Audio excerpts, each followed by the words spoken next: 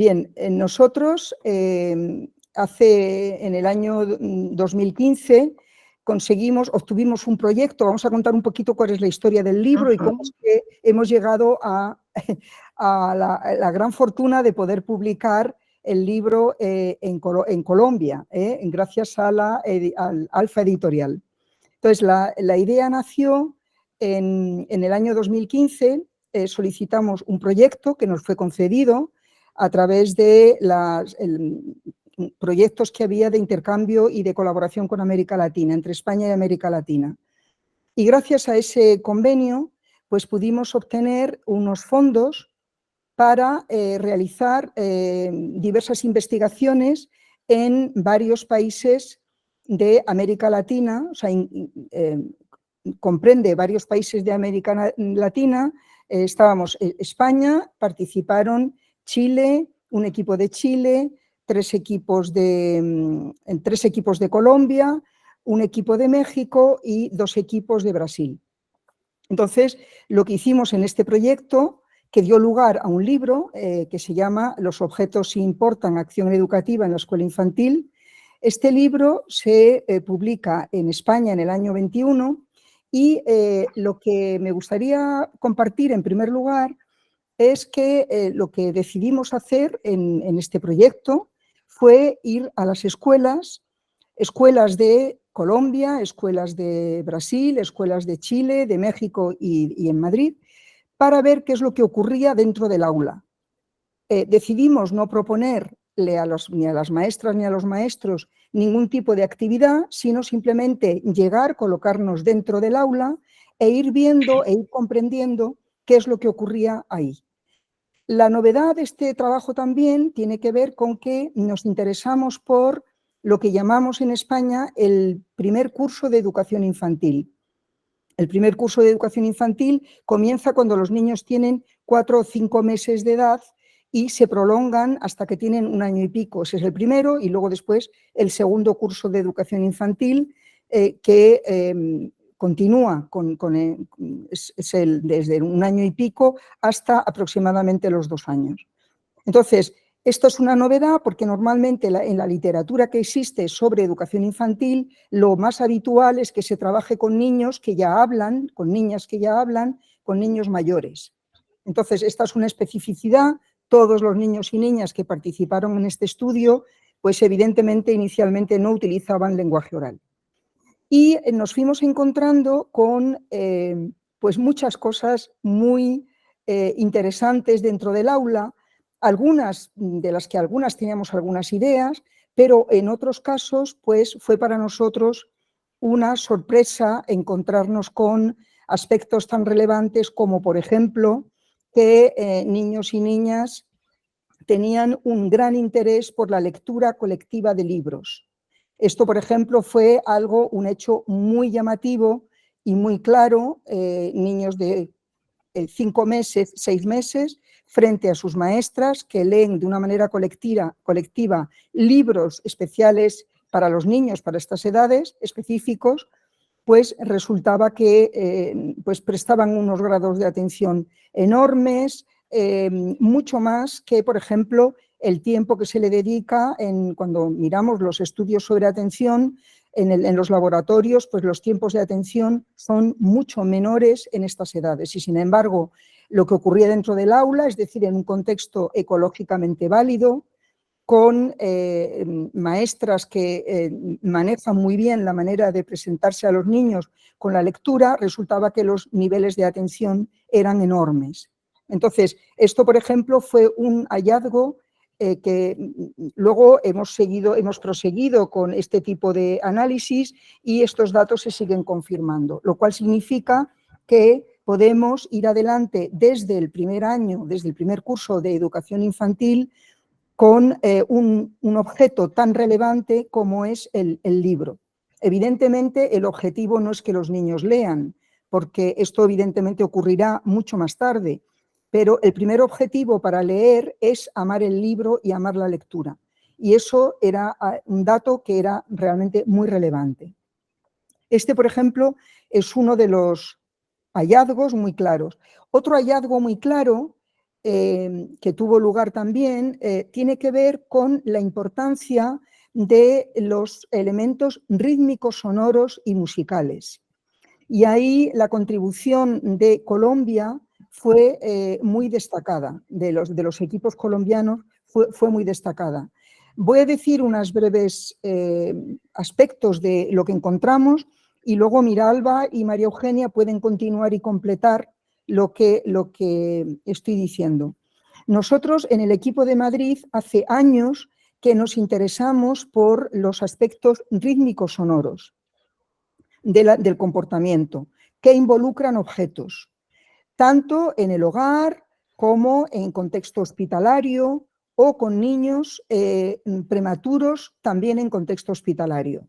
O sea que llevamos ya pues, toda una tradición relacionándonos e interesándonos por los aspectos rítmicos sonoros que involucran un objeto en la comunicación entre los bebés y el papá o la mamá. Y resulta que en la escuela nos encontramos con que efectivamente, una vez más, los niños estaban muy interesados por los instrumentos musicales. En este caso no son objetos sonoros, sino instrumentos musicales, en muchos casos, en otros casos eran instrumentos sonoros. Curiosamente, normalmente en el currículum de educación infantil de estas edades no se habla de la música. En España, por ejemplo, no se habla de la música. Por ejemplo, en Chile sí se recoge de alguna manera, pero en modo alguno es digamos, algo relevante en el currículum de las primeras edades.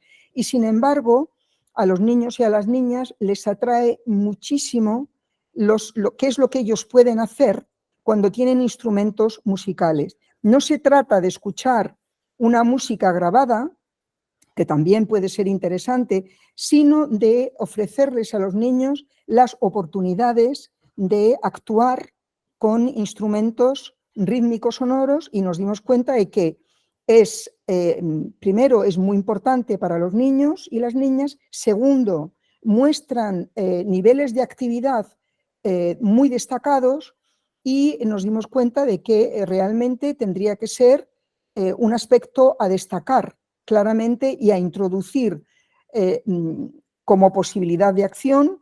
Luego, por supuesto, el título de la presentación que ofrecemos hoy tiene que ver con el funcionamiento ejecutivo y nos dimos cuenta que los niños ya ponen en marcha las funciones ejecutivas antes de los 12 meses cuando están tratando de utilizar un instrumento musical, de arrancar sonoridad a instrumentos musicales. Evidentemente son instrumentos musicales muy sencillos. Estoy hablando del caso de una campana, ¿no? Entonces ahí vemos que por un lado les interesa todo lo rítmico sonoro y se comportan como agentes y hacen lo que pueden para obtener esa sonoridad y además vemos ya aspectos justamente del funcionamiento ejecutivo, de sus primeras manifestaciones, que como digo tienen lugar antes de los 12 meses y esto está muy relacionado evidentemente con el gran objetivo de la educación, que es la autonomía, conseguir la autonomía de niños y niñas.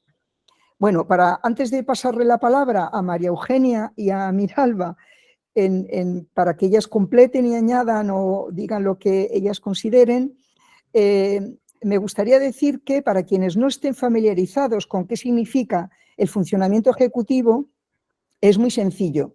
El funcionamiento ejecutivo empieza a ponerse en funcionamiento en torno a los 8, 9, 10 meses de edad. Y significa que a partir de ese momento los niños comienzan a controlar su propio comportamiento. Y ellos mismos y ellas mismas saben que están controlando o intentando controlar su propio comportamiento cuando tratan de obtener algo. Se dan un objetivo, tocar una campana, y entonces vemos cómo niños y niñas pues, son persistentes, aunque no les salga bien, tienen flexibilidad, es decir, la cogen de una manera o de otra si encuentran que un agarre es mejor que otro, inhiben, por ejemplo, comportamientos inadecuados, es decir, dejan de chupar la campana si la quieren hacer sonar, no la pueden chupar. Entonces inhiben algo que los niños y las niñas hacen mucho, que es chupar las cosas para darles otro tipo de uso. Con lo cual, veíamos que en esta situación se conjugan cosas muy relevantes. Por un lado, algo que la escuela puede y debe ofrecer, y por otro lado se está potenciando la iniciativa de los niños. Es el origen, si queremos, también de la imaginación. No hay funciones ejecutivas sin imaginación.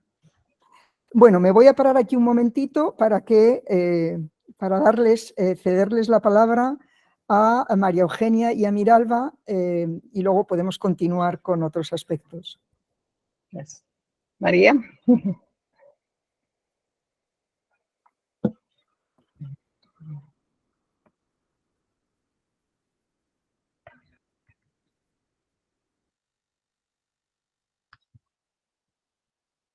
¿Qué pasó? María, tienes el micrófono apagado. ¿Qué tal? Estaba hablando con el micrófono apagado. Estaba contando que, bueno, un saludo para toda la audiencia, que muy contenta de encontrarnos aquí con Cintia, con quien hicimos un trabajo muy interesante. Cintia fue quien nos convocó a este encuentro entre países hispanoamericanos. Entonces, para nosotros fue un placer haber tenido este trabajo de encuentro con distintos investigadores que estaban en ese momento trabajando con la infancia, y esta convocatoria que tenía que ver con la materialidad y el uso de los objetos en las escuelas de la primera infancia, pues fue verdaderamente revelador. Entonces, las discusiones en Madrid fueron muy interesantes. Nos permitieron como ir entre todos como descubriendo aquellos aspectos en los cuales teníamos encuentros y donde nos íbamos diferenciando. Encontramos aspectos muy importantes que ahorita les iremos explicando. Miralba es como, pues yo le voy a dar la palabra a Miralba, que va a empezar explicando un poquito lo que fue este encuentro con el mundo sonoro, que fue revelador para nosotros. Bueno, en Colombia nosotros somos muy musicales, trabajamos mucho con la música, el cuerpo, la danza, y los primeros encuentros con lo sonoro, pues fue que en todos los jardines había realmente una utilización de la música, del mundo musical, más que de los instrumentos, que fue lo que encontramos en Chile y en Madrid, era con la voz. Es decir, la voz y lo corpóreo era muy importante, incluso sin tener objetos e instrumentos en ese momento.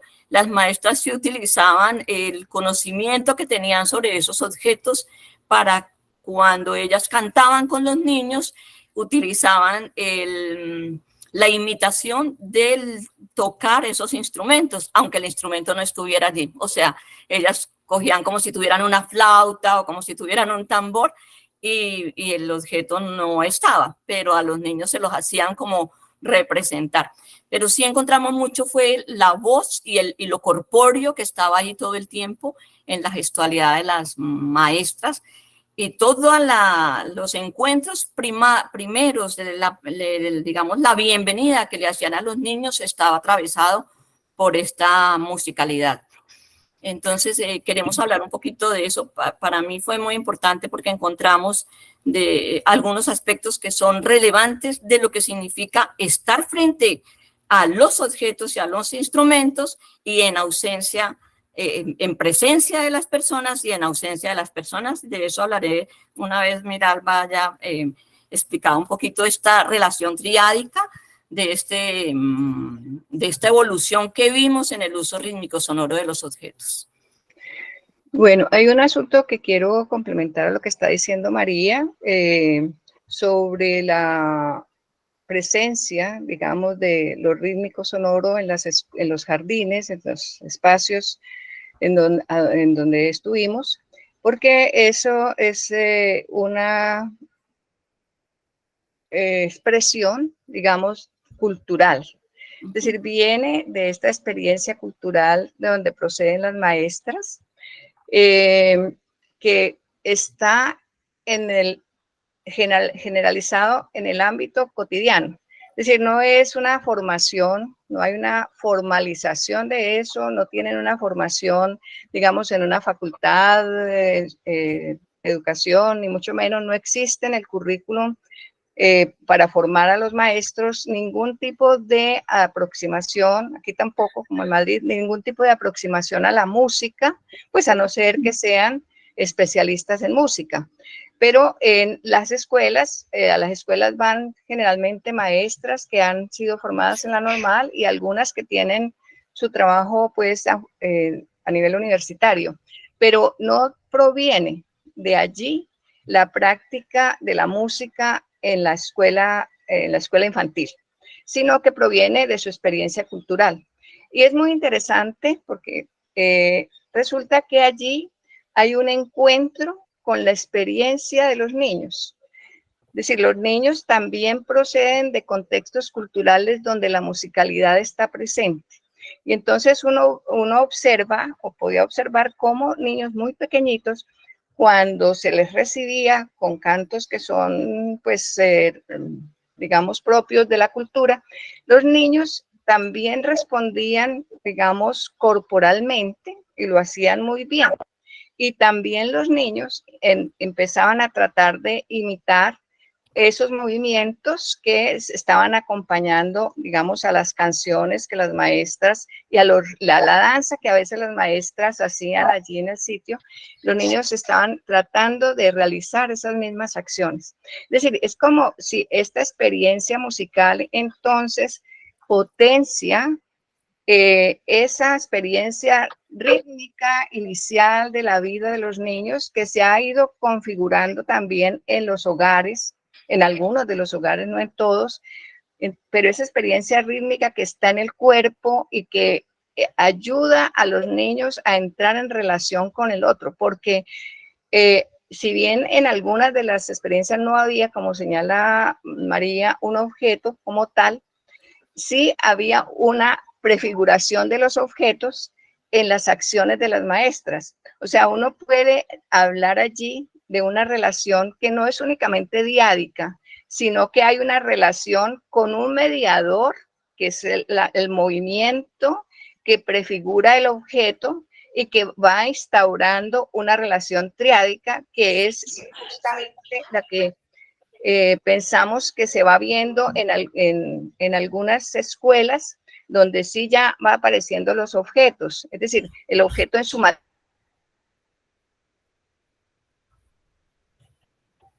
¿Se fue la voz de Miralba? Miralba.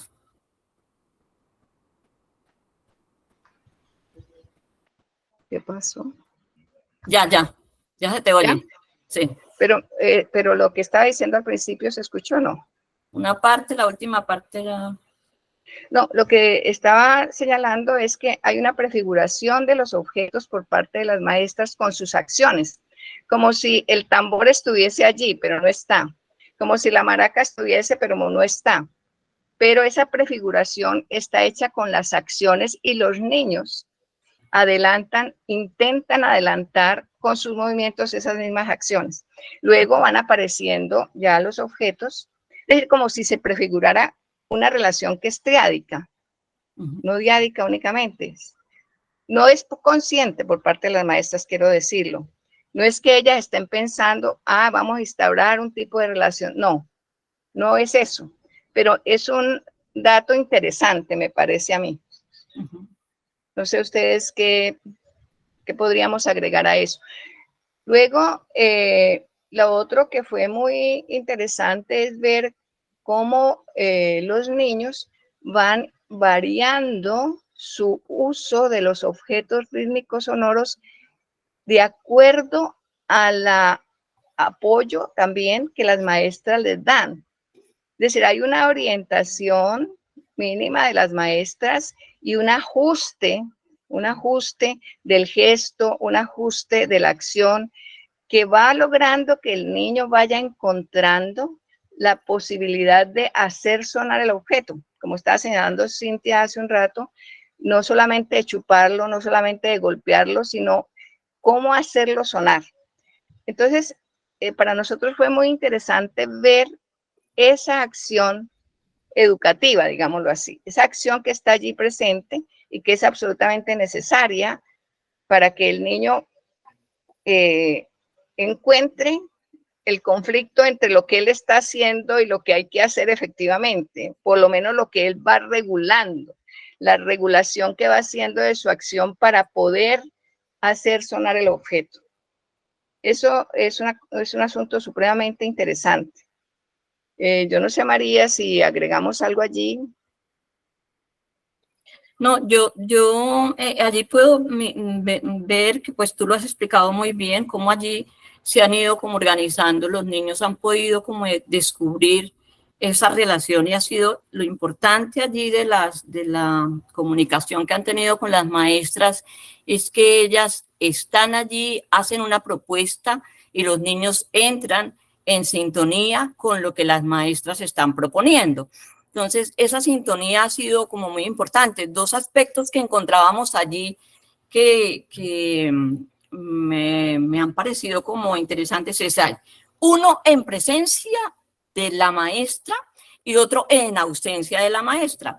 En presencia de la maestra, sea que estén los objetos o no estén los objetos, el niño realmente empieza como a descubrir en lo que ella convoca, porque ella es quien los convoca. Es decir, si no existiera alguien que los convocara, los niños no sabrían qué hacer realmente con esos objetos. Ellos sí les aplican cuando están pequeños, de los 5 al año 16 meses, ellos le aplican muchísimos gestos, acciones que están allí, que son las que hacen todos los niños. Son diferentes acciones que le van a permitir ir descubriendo los objetos. Pero en los objetos musicales ha sido muy interesante porque los niños sí los tantean, además de chuparlos, de golpearlos, de morderlos. Es en ese sentido que los van descubriendo y ya no se quedan con esos elementos, sino en ese descubrimiento le va permitiendo entrar en otra relación.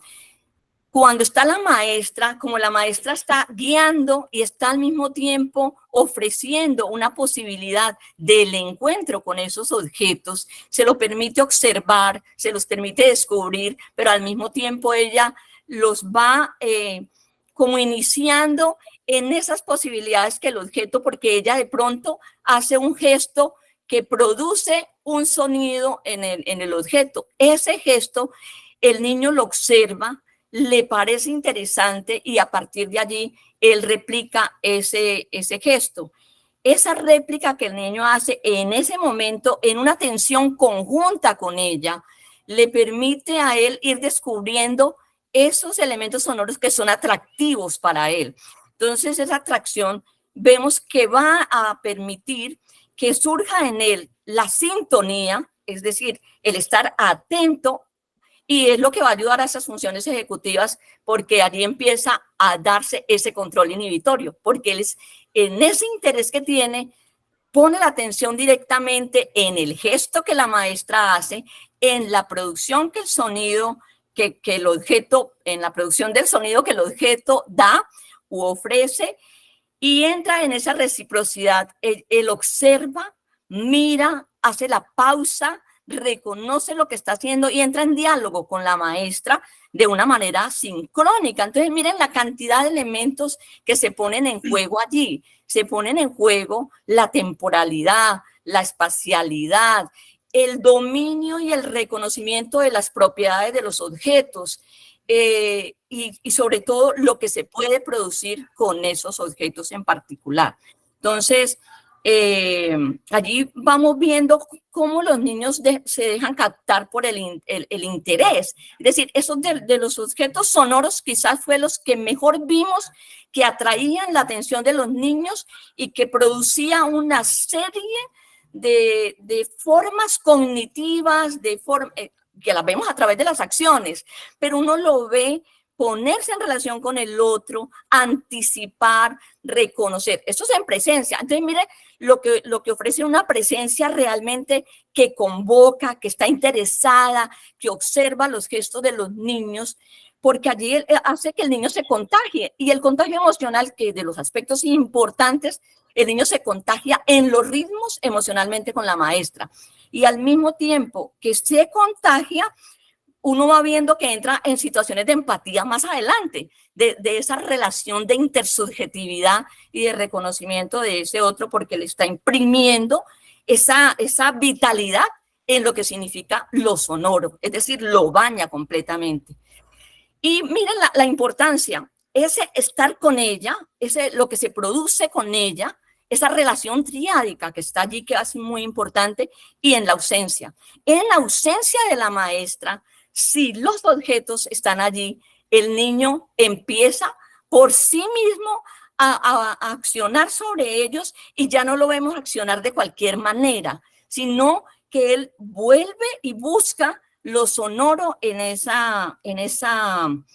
objeto y lo vemos combinar aquellos aspectos y entrar en elementos de la cultura que él ha tenido. Uno los oímos a los niños, por ejemplo, cantar cosas que habían ocurrido en su casa con un objeto sonoro, es decir, con el tambor o con la pandereta o con un xilófono que estuviera por allí o un piano. Y uno los veía usar todos sus gestos, sus deditos, anclarlos organizadamente, manejar el pulgar con toda la delicadeza, coger el objeto delicadamente. No era un objeto para tirar ya, no era un objeto para golpearlo, era un objeto para irlo cuidando y apropiarse de él. Era en ausencia. Entonces, miren la importancia de los dos aspectos, la presencia y en ausencia. Cómo eso que ocurrió en presencia empieza en la ausencia a tener lugar. Claro que todo esto puede ocurrir si hay alguien que los haya convocado y que la cultura haya sido enriquecida, los contextos donde hayan estado estén enriquecidos, porque le permite al niño jugar nuevamente y entrar en elementos ya muy, muy simbólicos, digamos, porque son transformadores de sus situaciones cotidianas. Entonces, ¿qué hacían los niños? Por ejemplo, si el papá había comprado un carro, él hablaba de ese carro y hablaba y cantaba al mismo tiempo que tocaba el carro azul de papá y le hacían distintos sonidos y lo tocaba con el tambor. O el baño. Hoy me bañé con el jabón, algo así decían, pero cosas de lo cotidiano lo metían en los cantos que iban realizando con esos objetos. Entonces, yo sí siento que han habido unos descubrimientos muy interesantes, que esos objetos son importantes, pero que es muy importante quién esté ahí al frente. Es decir, cómo esa vitalidad, cómo esas estéticas que llevan allí, que las han impregnado de la emoción de la vida, les permite también atraer a los niños y permitirles descubrimientos y saberlos observar. No se imponen, que fue lo que nosotros pudimos descubrir acá.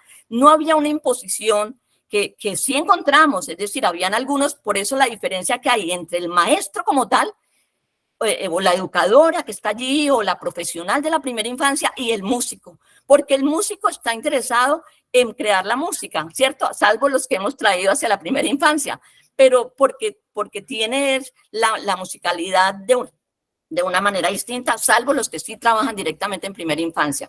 Entonces, a diferencia de unos que quieren enseñarle la música, el descubrimiento de lo sonoro como algo que empieza desde los mismos niños, porque tienen sus propios ritmos, es lo que le va a permitir convocarlos y sentir el placer.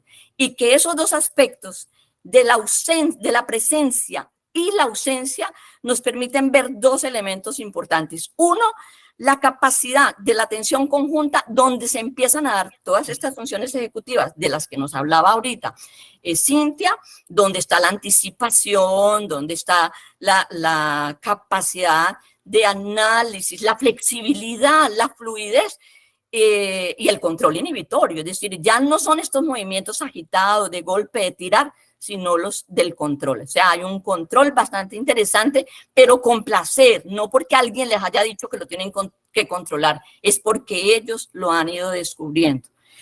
Creo que sería eso un poco lo que podía decir Miralba frente a lo que tú ibas a seguir diciendo. Sí, ligando con eso que tú estás... Perdón, Cintia. Sí, no, yo quería completar esto antes de quería completar justo lo que acabáis de Sí. decir.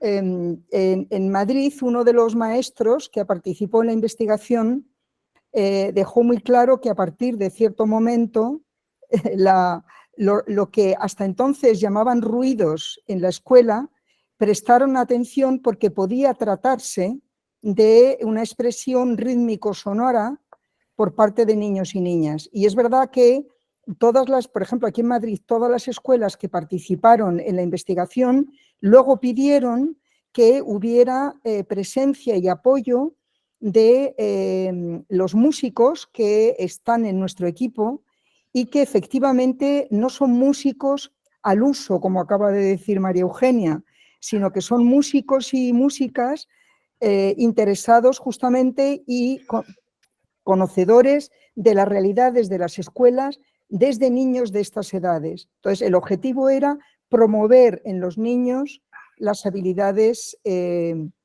digamos, las habilidades rítmico-sonoras que, como decíamos, prácticamente en ningún país se recoge como un tema importante para la escuela desde estas edades.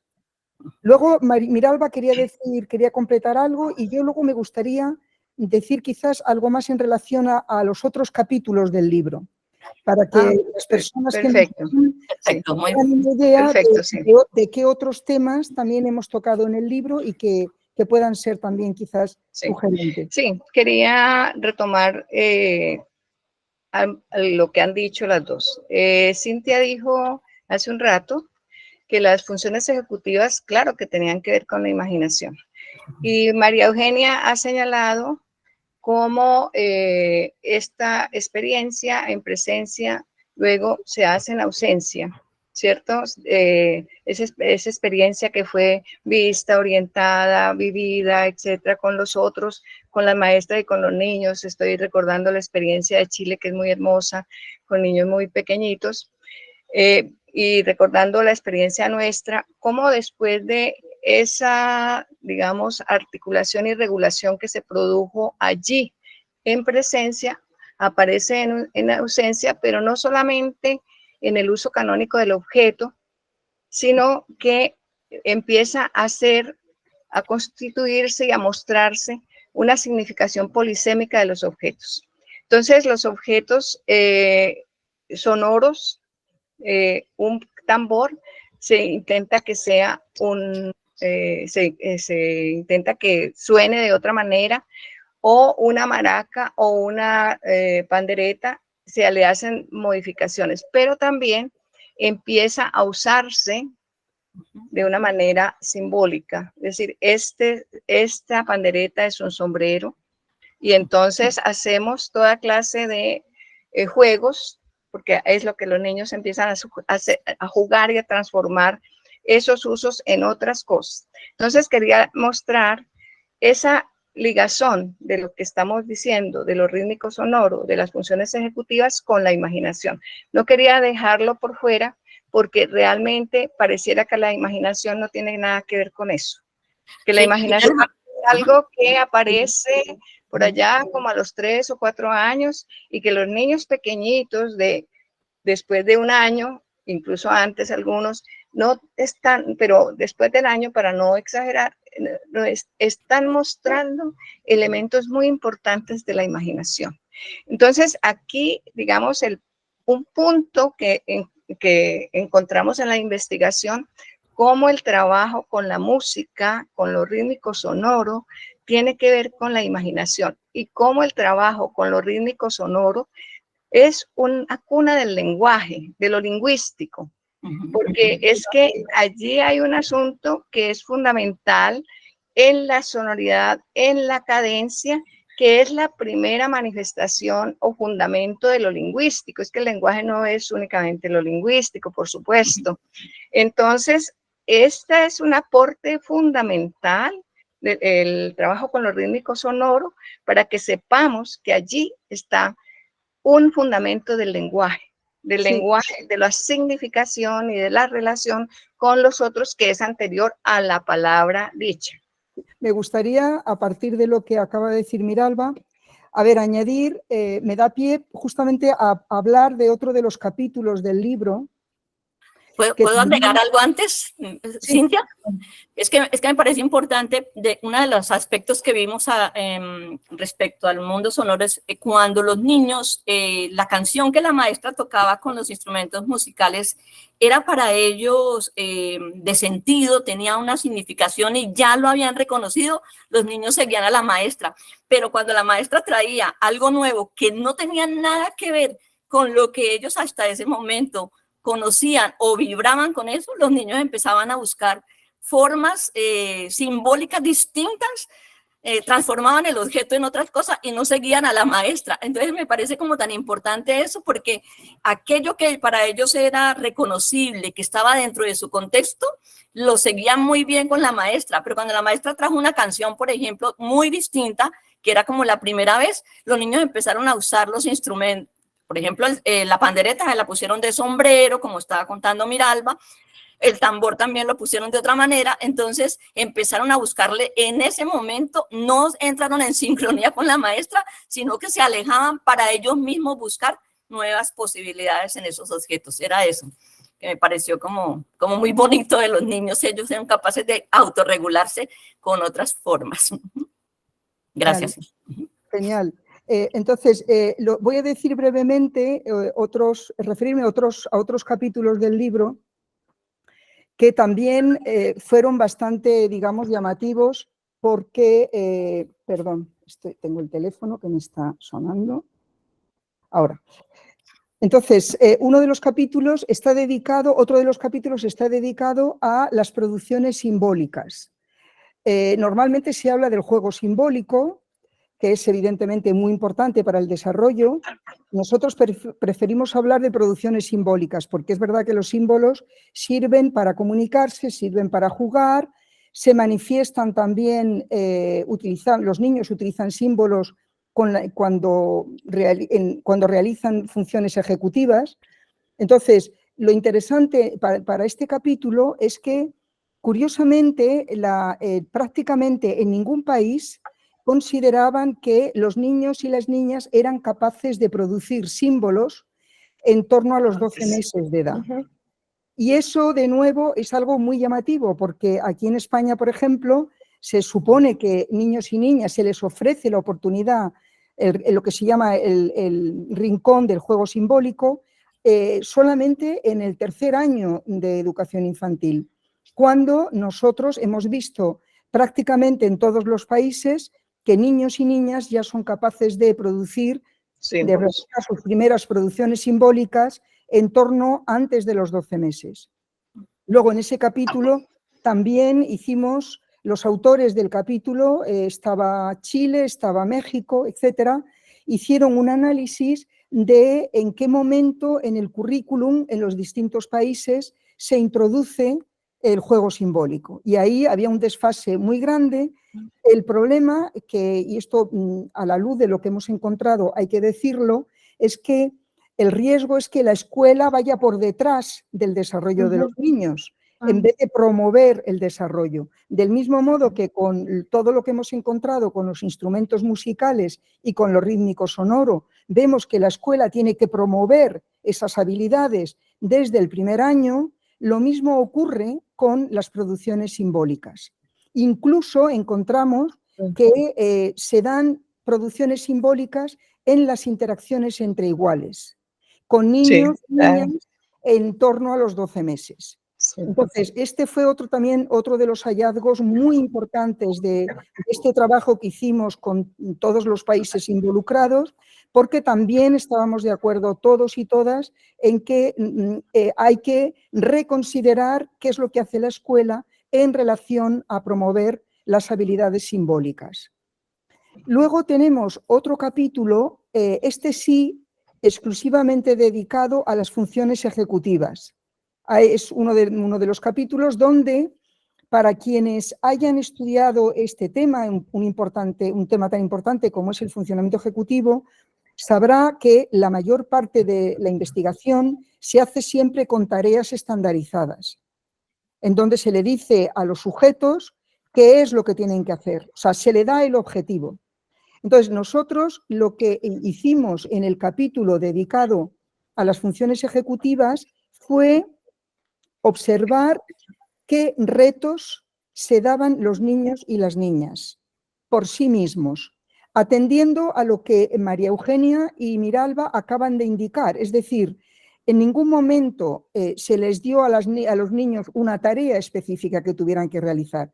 Nosotros, como investigadores e investigadoras, filmamos lo que ocurría en el aula y ahí nos encontramos que maestras y maestros abrían la puerta para que niños y niñas se dieran sus propios objetivos.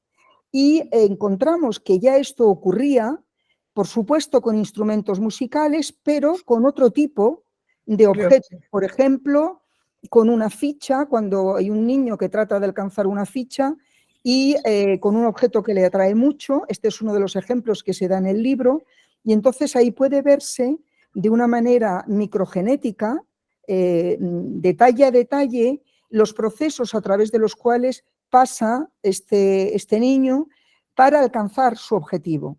O bien, otro de los ejemplos que se presentan es uno de los niños, qué es lo que hace para que la maestra le lea un libro.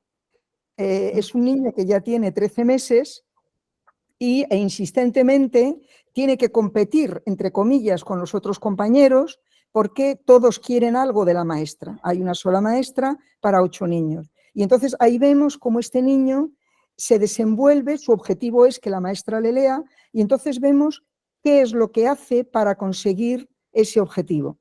Y entonces consideramos que eso también forma parte, aunque hay interacción con el otro, también forma parte de justamente de un objetivo, de una persistencia, de flexibilidad para obtenerlo, es decir, que se dan los ingredientes del funcionamiento ejecutivo. Y luego otro ejemplo que también aparece en el libro es cómo un niño intenta hacer como que come con la maestra. Entonces, estamos dentro de la esfera de una producción simbólica, estamos dentro de los símbolos. En este caso, y aquí estamos ya de lleno, evidentemente, dentro del terreno de la imaginación, porque en cuanto hay símbolos, evidentemente hay imaginación, pero no solo la imaginación, yo creo que empieza antes que los símbolos. Y entonces ahí vemos también cómo se las arregla para introducir a su maestra en un objetivo que él se dio. Entonces, encontramos algo muy interesante, por tanto, en el contexto de la escuela, y es que a veces los objetivos que niños y niñas se dan son ellos mismos los que se dan, propiciado porque la maestra les da tiempo, les da apoyo cuando lo necesitan, pero no se inmiscuye demasiado, no es una maestra, digamos, autoritaria que pretende obtener algo específico, sino que deja el espacio y, digamos, la posibilidad de que los niños y las niñas actúen y se den objetivos en relación a lo que ellos desean hacer. Entonces, esto es verdad que marca una ruptura o digamos que no es que digamos que las tareas en funciones ejecutivas no sean relevantes, claro que lo son, pero para comprender el origen del funcionamiento ejecutivo hay que mirar más qué es lo que ocurre en los contextos cotidianos. Y la escuela es un lugar muy destacada precisamente para promover algo que es finalmente el gran objetivo de la educación, que es la autonomía de los niños y de las niñas, ¿no? El que niños y niñas se puedan dar objetivos, puedan ir más allá, promover el que los niños piensen y busquen soluciones, etc. Y bueno, hay otro capítulo que está dedicado al diálogo entre investigadores y maestros y maestras. Entonces, yo no sé si Miralba y María Eugenia queréis decir algo también en relación a este capítulo, teniendo en cuenta que nos quedan 12 minutos, creo. No sé si está previsto que haya algún debate con las personas que asisten. Sí, Cintia, la idea es que haya un espacio para que el público pueda preguntarles a usted cualquier inquietud. Bien, entonces, ¿de cuánto tiempo dispondríamos, Cristian, para ese debate? Pues lo ideal es siempre les damos de 10 a 15 minutos, No sé, dependiendo ya. pues de cómo se comporte la situación. Vale, Creo bueno, que pues ya, entonces yo ya simplemente nos concluyo tocaría darle la... diciendo que uno de los Sí. capítulos está dedicado justamente a cómo nos hemos encontrado investigadores y maestros y maestras, porque el beneficio ha sido mutuo. Nosotros sin los maestros y las maestras no hubiéramos podido encontrar nada, y nuestra mirada quizás sirvió para que maestros y maestras se dieran cuenta que lo que ellos realizan es muy importante desde el punto de vista del desarrollo psicológico. Y a lo mejor esto no está suficientemente claro porque quizás los investigadores, por un lado, y maestros y maestras, por otro, a veces no encontramos espacios justamente para interactuar mucho más como sería necesario. Sí. Un punto para terminar es que muchas de las maestras, nosotros hicimos, todos los equipos, hicimos reuniones con las maestras para trabajar sobre los hallazgos de las investigaciones, y uno de los asuntos, no en todas las maestras, pero sí en un número pues importante, es que lograron por primera vez, diría yo, por lo menos en Cali, ver al niño y saber que ese niño tiene propuestas interesantes y que ese niño puede regular el comportamiento de la maestra. Es decir, es que siempre la maestra ha pensado que ella es la que tiene que regular al niño, pero no, al contrario, que es viendo al niño como yo tengo que regular el comportamiento para ayudarle, no para meterme con él, pues a que haga lo que yo quiero, para ayudarle en eso que él está proponiendo. Entonces, eso fue una de las, digamos, conquistas que logramos en unas poquitas maestras.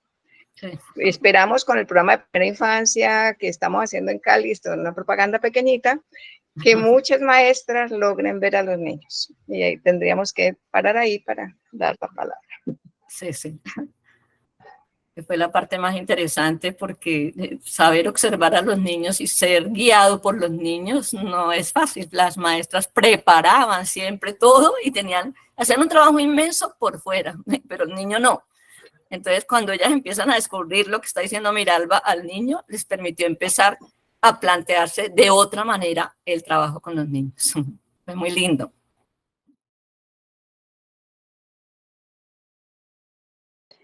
Me surgía una pregunta a propósito de algo que conversaba ayer con mis estudiantes, que coincidencialmente estábamos hablando un poco sobre esto, y ellos me preguntaban, bueno, ¿qué pasa cuando en esos escenarios que suceden en la vida cotidiana de los niños en el jardín de infancia, la maestra o el adulto que acompaña encuentra que hay unos niños que parece que no sucede de manera tan natural esto de vincularse al ritmo y de empezar, digamos, este proceso de exploración de los objetos, y que al parecer no responden a ese ritmo que se está tejiendo allí en la interacción, ¿sí? Porque estábamos hablando un poco también estas manifestaciones que los niños presentan ante los objetos y sobre todo ante lo rítmico sonoro, cómo se vuelve un fundamento precisamente de acceder posteriormente al aula.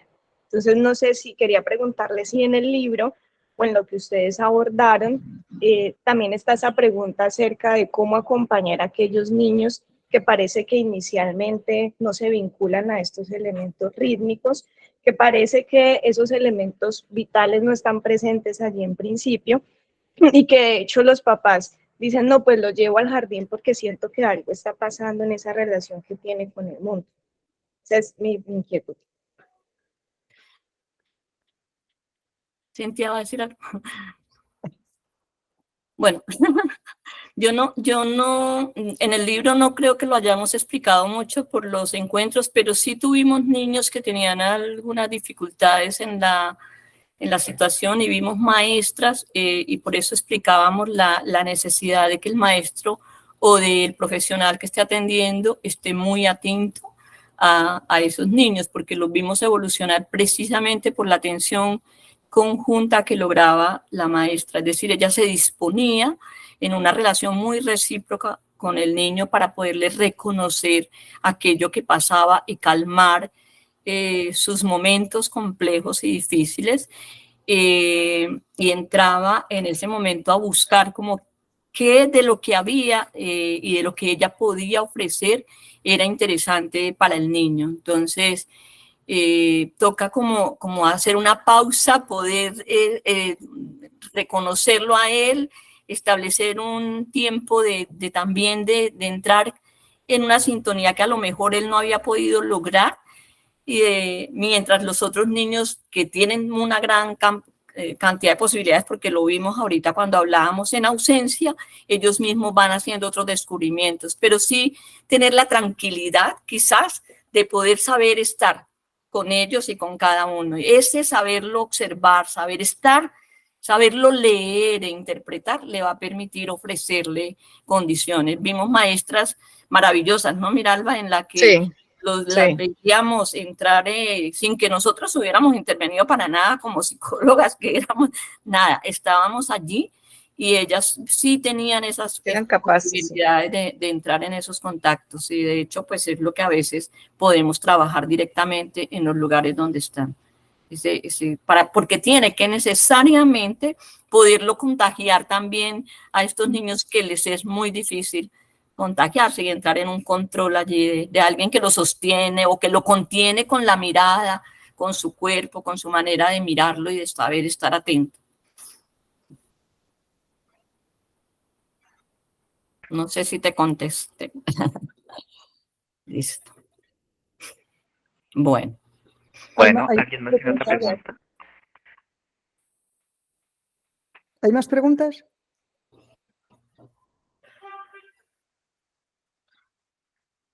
Bueno, mientras se anima la siguiente persona, simplemente voy a decir que el primer capítulo es un capítulo histórico. Sí. Muy interesante. Sí, está liderado por un historiador que es José Luis de los Reyes, y es verdad que en el resto del libro somos la mayoría psicólogas, psicólogos, pedagogos, pedagogas, personas que trabajan en equipos de atención temprana, y el único historiador es José Luis, y la verdad es que es un capítulo muy interesante. Hermoso ese capítulo. Claro, precisamente a cómo nace la idea de la escuela vinculada con la primera infancia. Entonces hace un análisis histórico, no solamente de España, sino que también incluye a otros países de América Latina. Tenemos otra pregunta de parte de Gisela Carvajal.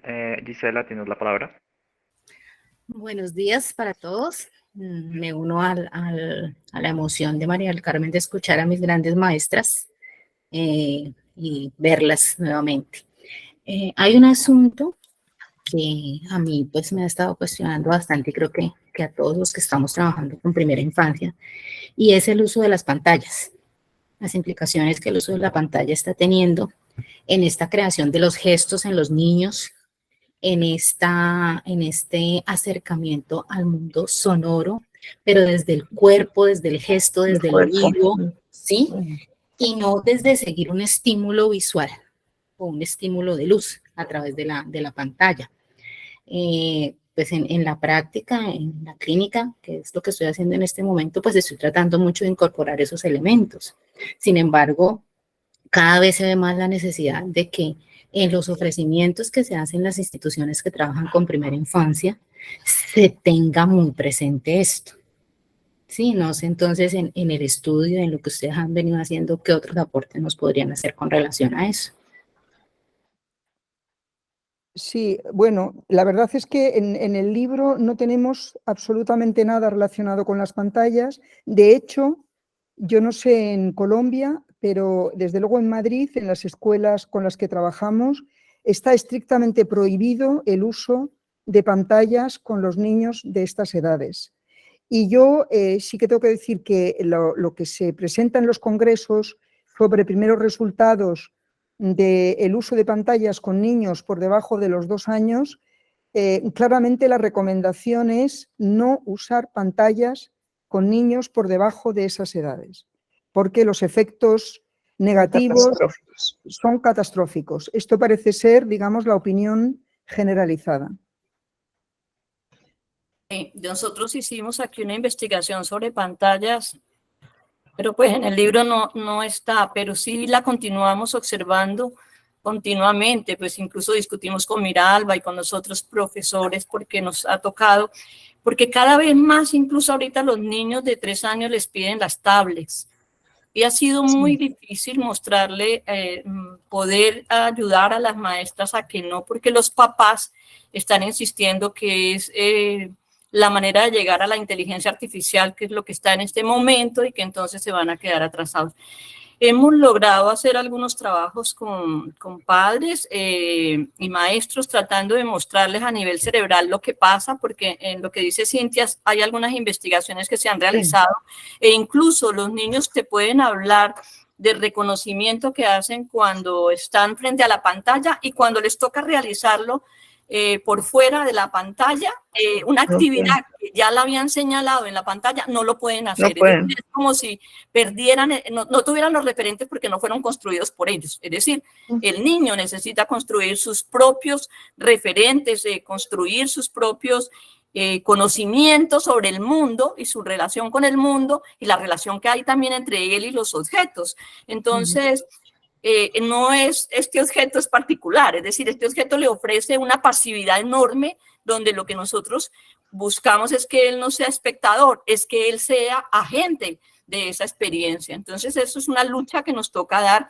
Yo diría que ningún niño debería estar antes de los 6 años o 5 años. Es decir, la primera infancia es una infancia, es un momento del desarrollo donde todas las áreas cerebrales están en conexión y activándose, y solamente lo va a hacer si el cuerpo está allí, si él es agente. Si no, va a ser muy difícil. Lo demás se va a quedar como una grabación, es decir, yo sí creo que va a quedar como almacenada una serie de informaciones que seguramente uno los ve hablando sofisticadamente, pero que no hacen parte de todo el resto de las organizaciones cognitivas que tiene que realizar, y afectivas y sociales. Sí, uno observa una desorganización del pensamiento en esos niños, es decir, esta estructura espaciotemporal se afecta de una manera completa, es decir, son niños que no son capaces de organizar las narrativas. Sí.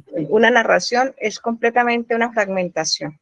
Entonces retoman los juegos que están viendo en la pantalla, pero no los retoman ni los narran, sino que los fragmentan. Entonces son pedacitos de cada uno de los juegos, una cosa completamente caótica. Y lo otro es la posibilidad del funcionamiento, voy a revelar 2 cosas, el funcionamiento simbólico y la dificultad tan grande de esos niños de entrar en relación con los otros niños y de jugar de verdad. Es decir, son niños que empiezan a oponerse a jugar con los otros niños. Es una cosa completamente abrumadora. ¿Cómo así? Los niños ya no quieren jugar, quieren estar solo en la pantalla y los otros niños les estorban. Entonces, decía yo ahora desastroso, porque es un asunto muy grave lo que uno está observando, digamos, muy grave los efectos que eso está teniendo en la organización del pensamiento de los niños, por supuesto en la posibilidad de imaginar, por supuesto en la posibilidad de autorregularse. O sea, las distintas funciones ejecutivas están muy alteradas. La intersubjetividad, por ejemplo, no se puede construir allí, y un aspecto importante es que los niños nacen a lo simbólico cuando son ellos los que han vivido la experiencia cultural con los otros. Esto sería un imaginario diferente, es decir, es algo que cogen directamente de una pantalla, de lo que ocurre en los juegos videos o de lo que ocurre en lo que le están presentando, queda grabado, almacenado, surge nuevamente, y las personas y papás tienen una falsa ilusión de que el niño sí está simbolizando porque lo ve traer esos objetos, pero esos objetos no están atravesados por su propia historia, sino que es una historia de otro que no le pertenece. Y que ni siquiera pueden reconstruir tampoco. Pero la Él decía una cosa que yo creo que resume muy bien todo esto. Él decía, el conocimiento no proviene del objeto, sino de la acción sobre el objeto. Exacto. Y las pantallas precisamente lo que impiden en gran medida es actuar y transformar, puesto que es la pantalla la no puede transformar nada. Exactamente, la iniciativa es de la pantalla, digamos.